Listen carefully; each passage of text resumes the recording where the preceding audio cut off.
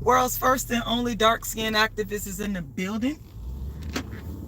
I want to say, first of all, off rip, happy Mother's Day. Happy Mother's Day to all. Let me adjust my camera there so you guys can see me. I want to say off rip, happy Mother's Day to all the mothers out there. Off rip, I gotta say that. I gotta, out of respect. Even though I'm gonna say some stuff that some of you guys might not agree with, but then again, that's okay. We can agree to disagree, so it's okay. But anyway, I want to wish you guys out there a happy Mother's Day. I hope you guys are having a phenomenal, fantastic Sunday, and I hope you guys have a productive rest of the week. For those of you that don't know, my name is Rashida Strober, the world's first and only dark-skinned activist, and what that means is I'm the first activist to create a movement specifically to fight against what some people call colorism, but what I call darkism.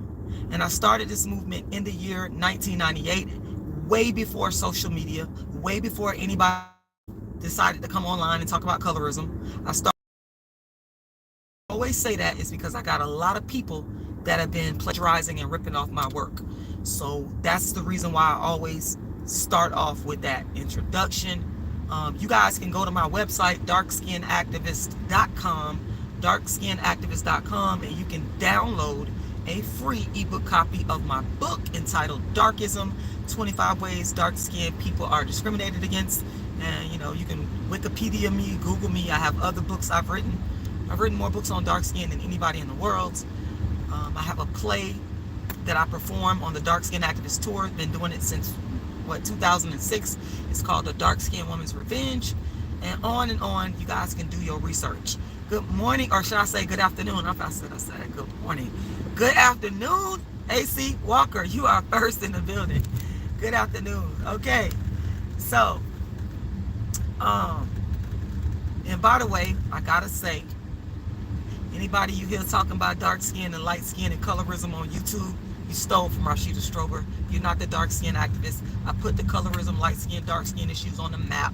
If it wasn't for me creating this channel, Dark Skin TV, which is the oldest channel regarding colorism on YouTube, none of y'all would have knew that talking about colorism was a thing. So thank you. If you guys want to support the dark skin activists, please go to my Cash App and make a donation. My Cash App is $RASHIDA'Lala, $RASHIDA'Lala. Once again, $RASHIDA'Lala. And my Cash App is in the description to this live. What you say, outfit real? I just got on a little blue dress here, that's all. It's a little cute little blue dress. It's a cute little blue sundress, that's all. I will tell y'all, I did. Well, let me just preface this. Let me start off with saying like this. Like, I've had a tumultuous relationship with my own mother. And in my book, A Dark Skinned Girl's Triumph, the Rashida Strober Story, which is an audio book that you can listen to right here on YouTube for free, I tell a little bit about it. But I still try my very best to be a decent human being, because that's what I want to be. I want to be a good person. I am a good person. I want to be good. I want to do the right thing. So I understand toxic relationships with mothers. I get it. Because I had one. I grew up in dire poverty.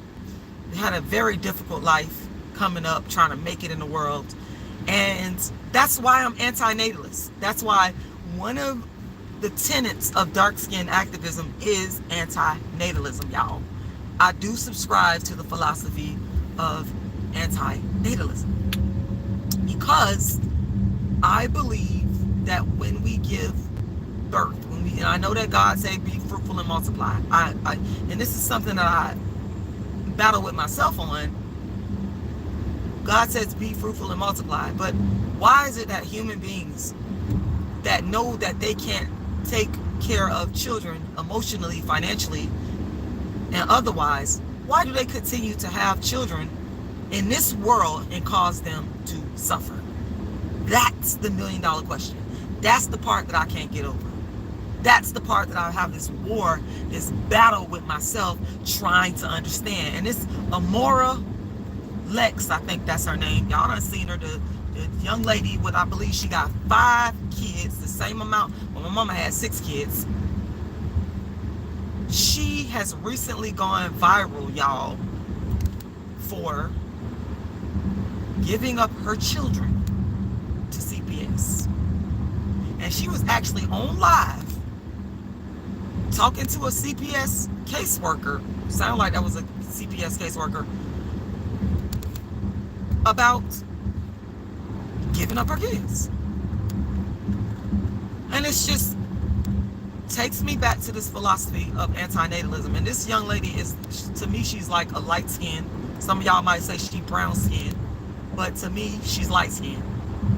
I mean, she's been all over social media for the last, what, day or two.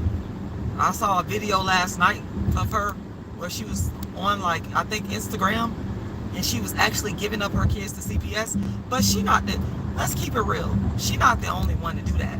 Like, we didn't have social media back in the 70s and the 80s. Because I know, and I ain't saying no names, there are women that wanted to give up their kids.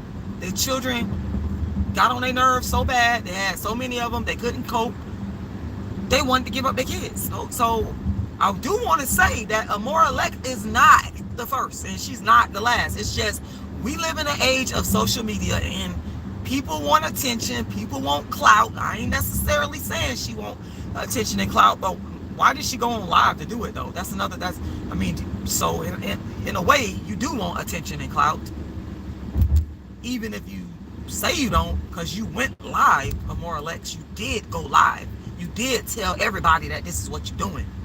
And one of the things I don't like that she did, she called the grandparents deadbeats. The grandparents are not deadbeats, honey. They don't have to take care of your children.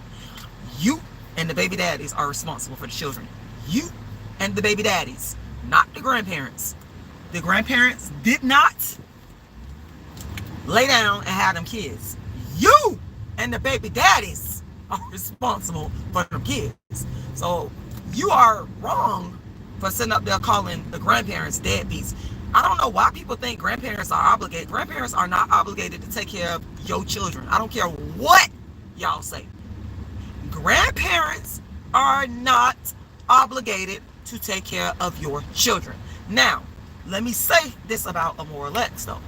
One thing I can say, you know, it's good and bad, everything. It's stuff you gonna like and stuff you ain't gonna like. One thing I can say is I do respect the fact, because a lot of people won't do this. They'll do other crazy stuff. I respect the fact that she recognized that she was having a hard time, and she said, you know what, I can't do this. Let me go find some help, and let me just say, hey, this is what I want to do, rather than doing other things that could adversely impact the children in a worse way. So that's the silver lining. But an even better thing that she could have done is she could have been anti-natalist. This is why I am anti-natalist. And if this is any type of lesson or indication as to why you should be anti-natalist, I think that Amora Leck's situation can serve to be an example of why childless people should consider anti-natalism. Because this woman is so honest and forthright, and I'm talking about in terms of going to CPS and giving up her children, till it's like she actually is saying the stuff and expressing the way that a lot of people feel, but they're afraid to do it.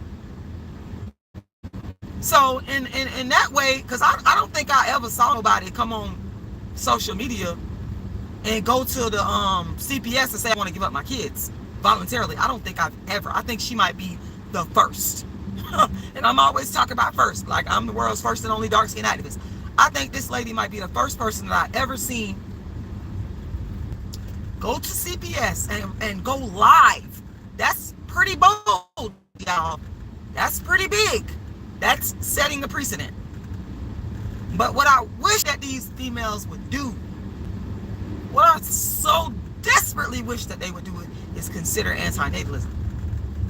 Because now you're putting, even though you admitting that I need some help, you still putting the children in harm's way, by entering them into the system.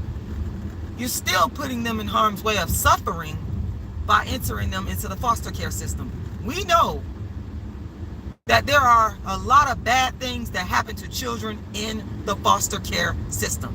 Yes, there are some good, decent, kind, honorable families, respectable families. Yes, I'm not going to sit here and say it's not. But there's a lot of abuse that takes place on children in the foster care system. So in my mind, yes, it's good that you reached out for help. Yes, I respect that. But you still are putting the children in harm's way. Because you don't know what type of family they gonna end up with. You don't know. It's just like a roll of the dice. I don't know, do she get to pick? Do she get to choose?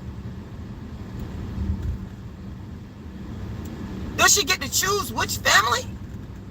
Does she get to monitor them? Does she get to watch? Does she get to, it's just a messed up situation. This is why I wish people would consider antinatalism. Because you mess children up. You have the potential, should I say, to mess children up when you procreate. And y'all sitting up here, another thing I want to say, I did say Happy Mother's Day now. I did that out of respect because I'm a respectful person.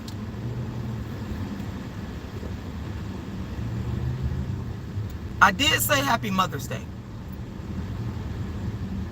But I'm going to be real with y'all. I don't understand why, or I don't agree with there being a Mother's Day. Why do we need to have a Mother's Day and thank a woman or a man when it's Father's Day for bringing us in the world when we didn't ask to be here? Mother's Day actually makes no sense. It doesn't. And I know the Bible say honor your mother and father, and I'm not saying that you shouldn't. You should honor your mother and father so that your days will be long upon the land. I agree with that. I think that we should be respectable human beings. But I'm still going to challenge why we have Mother's Day. The Bible did not tell us to have Mother's Day. Human beings created the concept of Mother's Day. Human beings created the holiday Mother's Day. God ain't create Mother's Day. The Bible did tell us that we need to honor our parents. Now, I'm going to do that. I do honor my parents. I do. I respect my mom. I don't like some of the things she do. Do I respect her? Absolutely. Will I help her? Absolutely. But the Bible did not say that we have to have Mother's Day. It absolutely didn't. Mother's Day is a human creation. And it's a day that is put forth to make money off people and to guilt trip people. Now, if you have a great mother that's been there for you and done everything she's supposed to do, shout out to your mother. But it's a lot of bad mothers, and I don't think that they deserve to be told Happy Mother's Day. Okay? I don't think that Mother's Day should be in existence because the child didn't ask to come on earth. So why do the child need to say Happy Mother's Day? That makes no sense.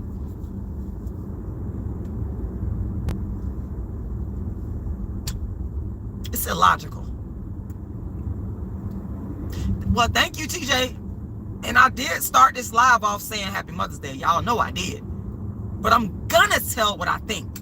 I'm not gonna bite my tongue because it goes against societal norms. I'm not gonna do that. I'm gonna speak my piece. It's called freedom of speech. I'm gonna say what I think.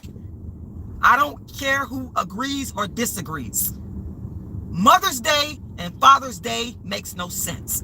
The reason, once again, I want to be 1,000% clear that it doesn't make sense is because the children didn't ask to come on earth. The children did not say, excuse me, can you give birth to me? What child told their mom or dad, could you give birth to me?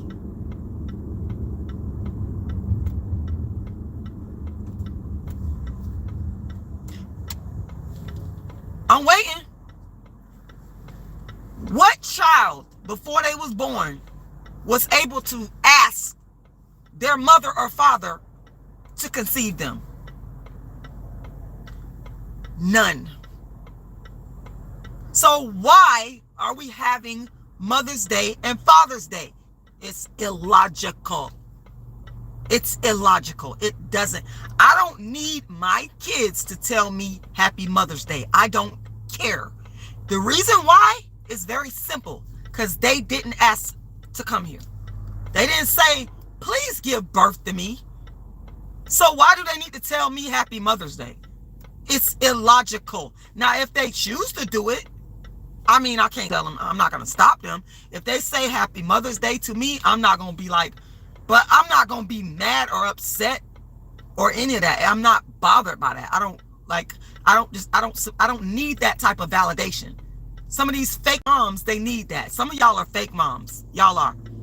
Amora Lex, I truly hope her children are not saying Happy Mother's Day to her. And it's so funny that she come out with this a couple of days, or a couple of days before Mother's Day. It is so weird that this woman comes out and goes viral a couple of days before Mother's Day when she gave her children away to CPS. She does not deserve a Happy Mother's Day. Do you know how many mothers, because I was a child in the 80s and the 90s, my parents, they came of age in the 70s. Do you know how many of these 70s women were not good mothers? Y'all weren't no good mothers. But y'all want somebody to be sitting up here saying Happy Mother's Day. Y'all was not no good mothers. Y'all was not good mothers. I don't care. Y'all might feel bad. I'm telling the truth. Y'all were not good mothers. You weren't. You weren't. But you want somebody to say Happy Mother's Day to you. You don't make sense. Some of y'all moms was crackheads. Your baby was born with crack in their system. But you want them to say Happy Mother's Day to you? You was a crackhead. You was smoking drugs. Crack. Your baby was born with crack. You should have been charged with a crime. But you want somebody to say Happy Mother's Day to you, even though you gave birth to them with crack in their system. You was doing crack. And it's funny to me how children who had moms or dads that was on drugs, they'd be all up in their face wanting to please them. You were terrible parents. You were terrible people. I'm not going to sit up here and like feel sorry for you. I'm not. Sorry. You was not a good parent. I don't care. Your child could sit up there and lie to you and make you feel good all they want, but this is my opinion. This is my channel. You don't have to like it. You don't have to agree. I don't care. You shouldn't be told Happy Mother's Day. And same thing when Father's Day come, I'm going to say the same thing. If you were a bad, absent father, you don't deserve to be told Happy Father's Day. No.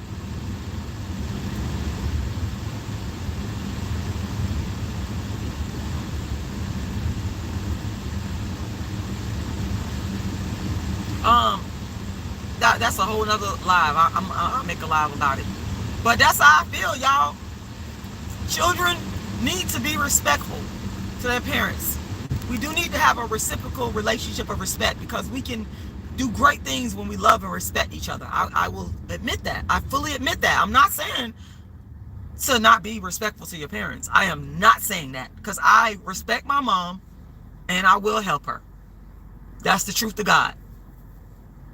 What I am saying, we need to abolish Mother's Day and Father's Day because the children didn't ask to be here.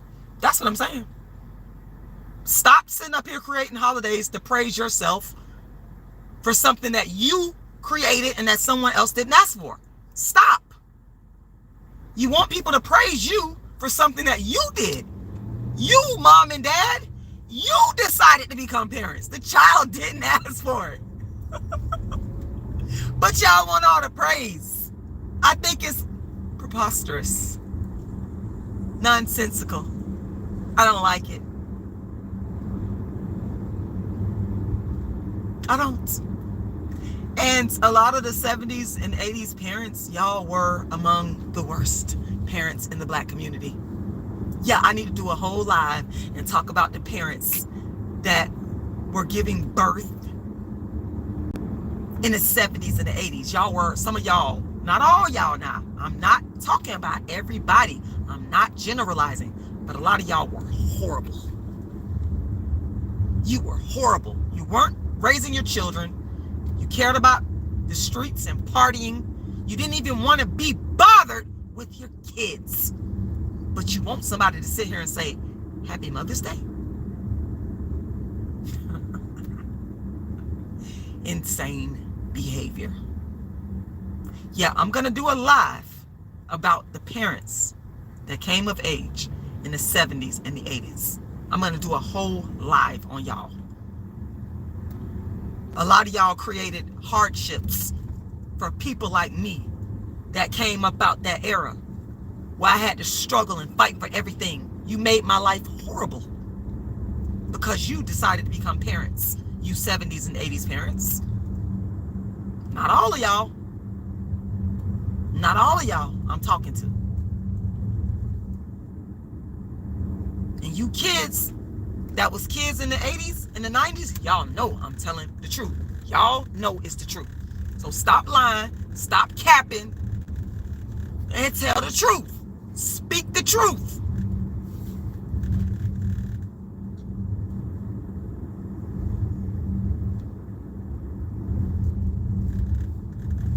That's it. Talk the truth. I don't really care if y'all be mad with me. Like, I don't care. I don't care who be mad with me. I really don't. I'm gonna say what I gotta say. Like, I don't care. Like, what I ain't got nothing to lose by telling the truth. In fact, I got everything in the game, y'all.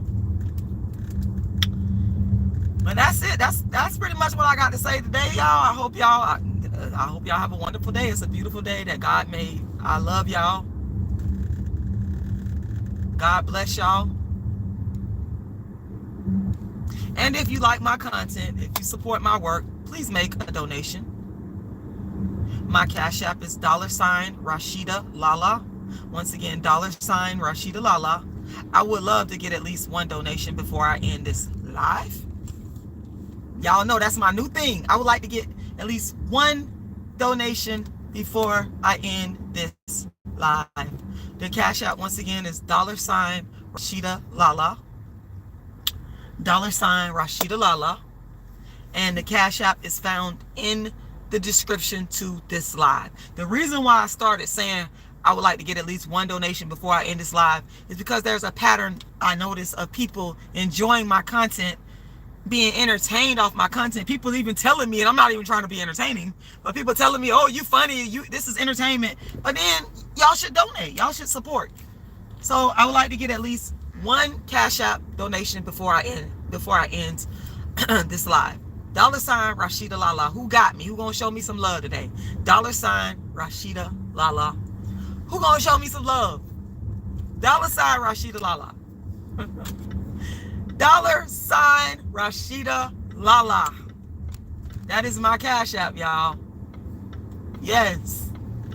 $RASHIDA'Lala.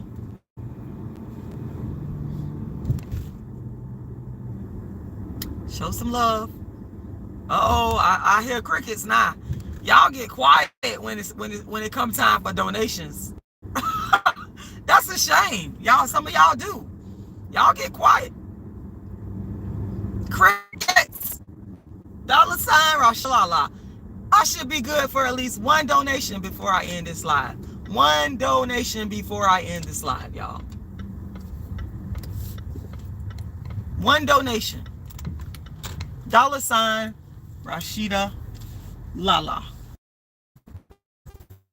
$RASHIDA'Lala. Well, guys, I want to thank y'all for watching, and I'm going to go ahead and get up out of here. And like I said, I do truly hope that you guys have a phenomenal rest of the day. And I hope some of my words help y'all. Y'all understand like where I'm coming from. I really do. Richard Price, you the main one that should be donating to me. You always on my live. You constantly here, like you won't go away. You you criticize me, you talk crazy about me, but you always on my live. You always on my live. The Cash App is $Rashida Lala. $Rashida Lala donates for always being on my live.